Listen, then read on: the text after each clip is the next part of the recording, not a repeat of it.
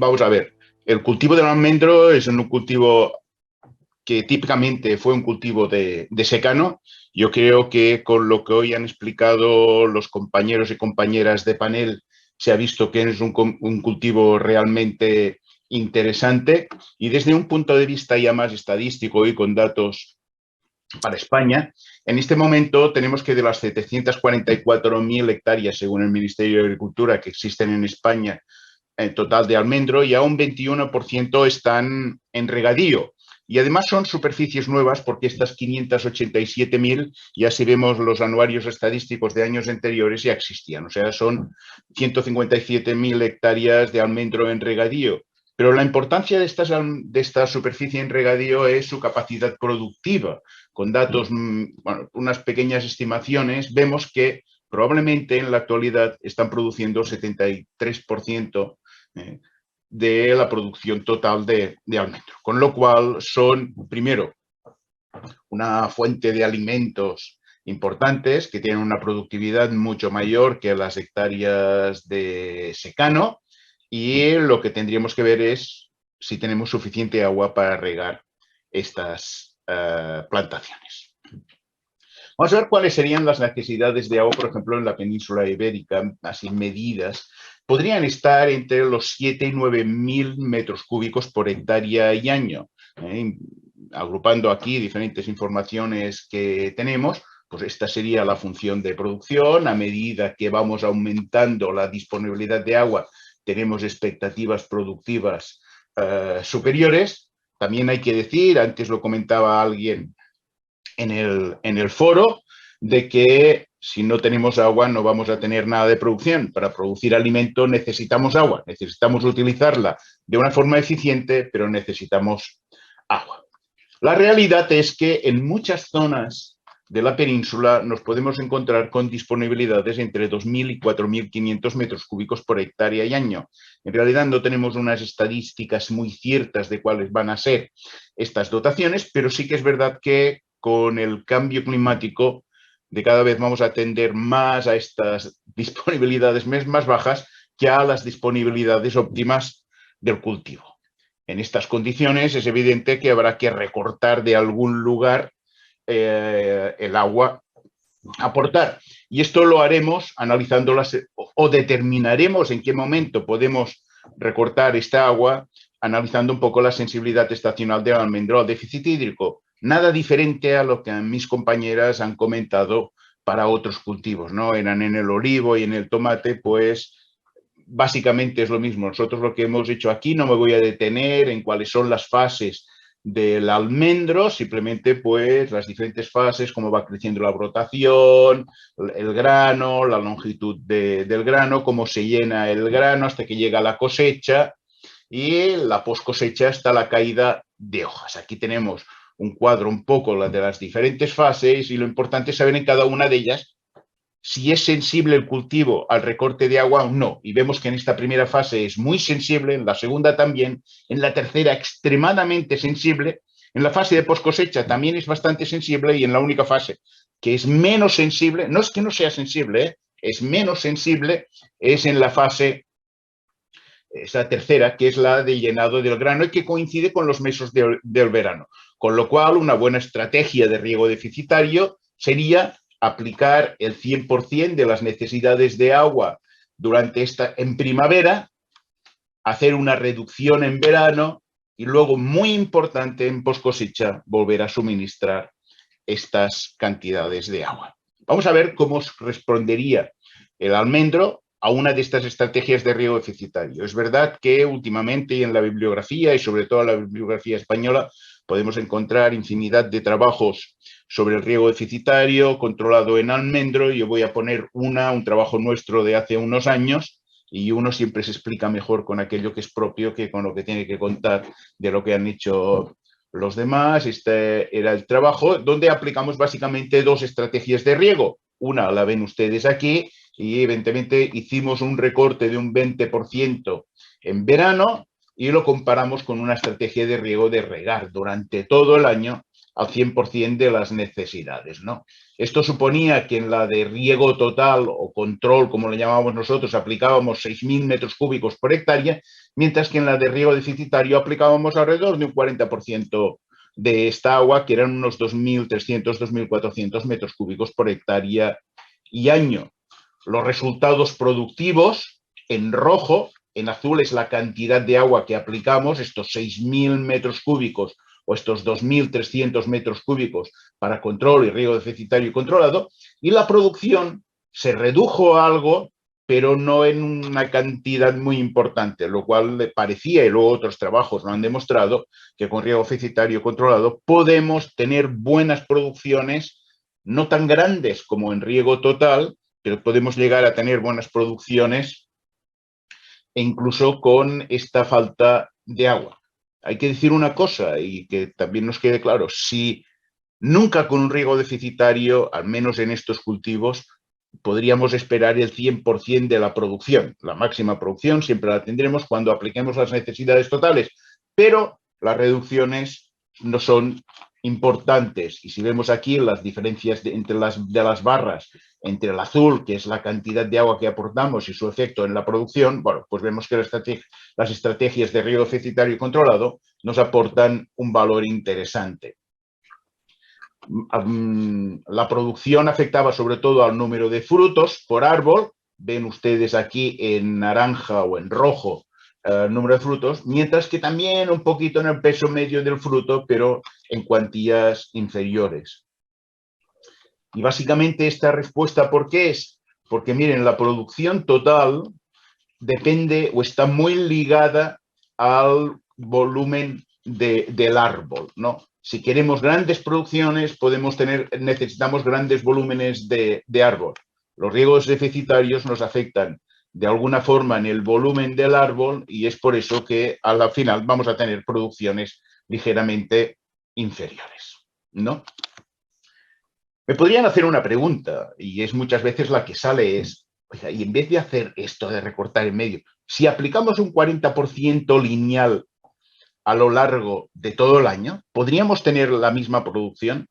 Y la respuesta es compleja, pero simplificando sería sí, podrían tenerlo si ustedes tienen un suelo con una gran capacidad que almacene agua aquí, que aquí tenga agua, que le pueda suministrar el suelo esta diferencia o con unas pluviometrías específicas. Va a depender. Pero va a depender de qué, ¿no? Del manejo que nosotros hagamos del riego deficitario.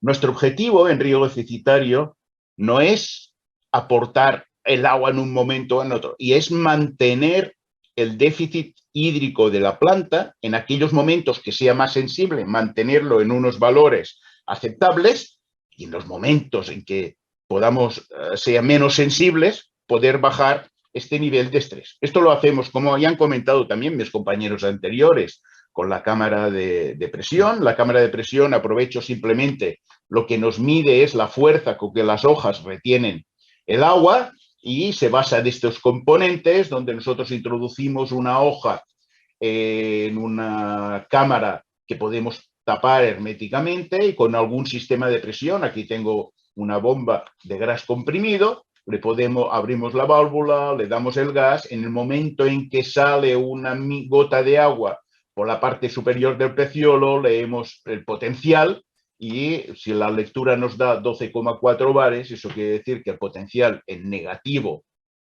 es de 12,4 bares y bueno, expresado en megapascales de 1,24 bares.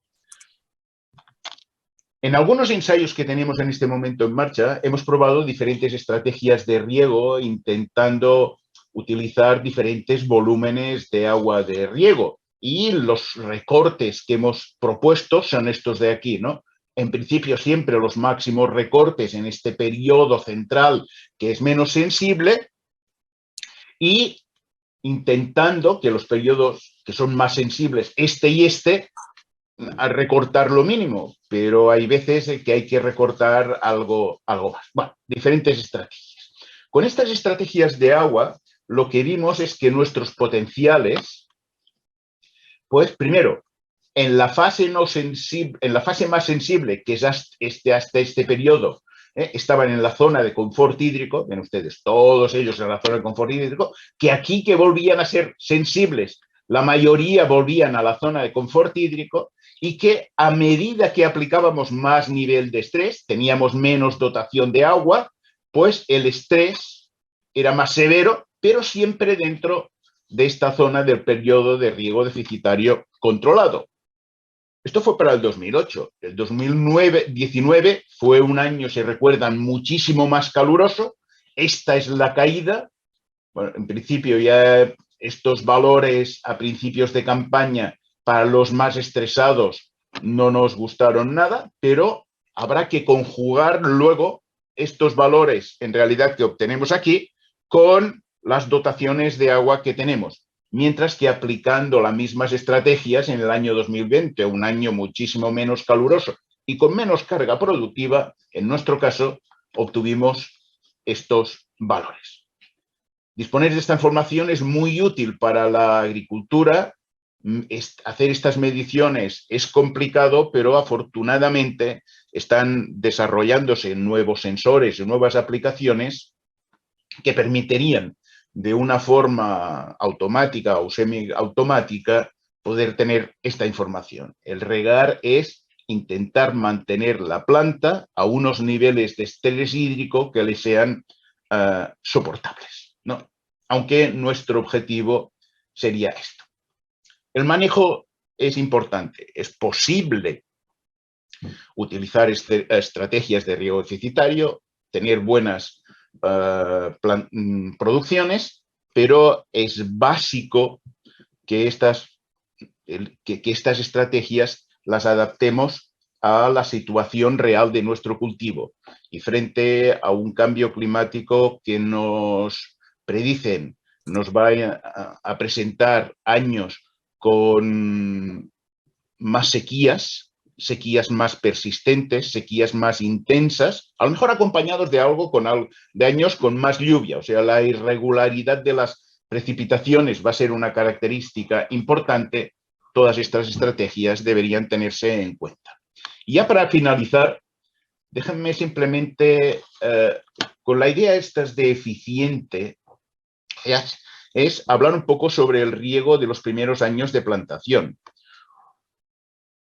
A veces tenemos la idea de que, bueno, ¿cómo que estos cultivos los vamos a introducir en riego de soporte con pocas dotaciones de agua? Pues bueno, vamos a hacer ya que padezca un poco el cultivo a principios de campaña.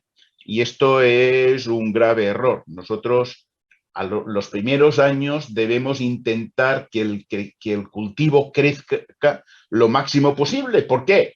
Porque si, como vemos en esta gráfica, nuestro objetivo es producir la producción. No, nuestro objetivo, evidentemente, es producir lo máximo, pero la producción depende del volumen de copa. Como más grandes hagamos los árboles de forma más rápida, todo esto que tenemos acentuado. Y a veces, durante estos primeros años, con pocas cantidades de agua, tenemos suficiente para introducir este riego adicional. Simplemente 3 diapositivas que van a ilustrar esta idea. Esto es un experimento realizado en California con el profesor Ken Shackle, y esta es una plantación plantada este mismo año, 1991. Bueno, no, plantada el mismo año, 1991 fue el año que lo publicó, me parece que esto fue en el 88-89, donde hizo un riego normal a las plantaciones. ¿Qué les aplicaba? Aquella agua que teóricamente necesitaba este cultivo. Luego hizo otro tratamiento, dijo, ¿y si en vez de regar el 100% de lo que necesita, les doy más agua?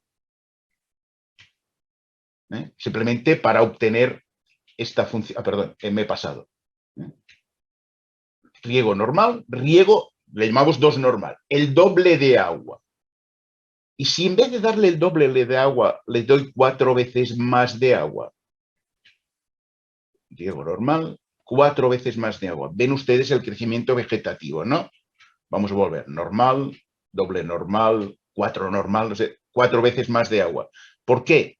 porque la planta ha tenido el agua más fácil, más accesible, mayor facilidad, le ha permitido desarrollar muchísimo más la raíz.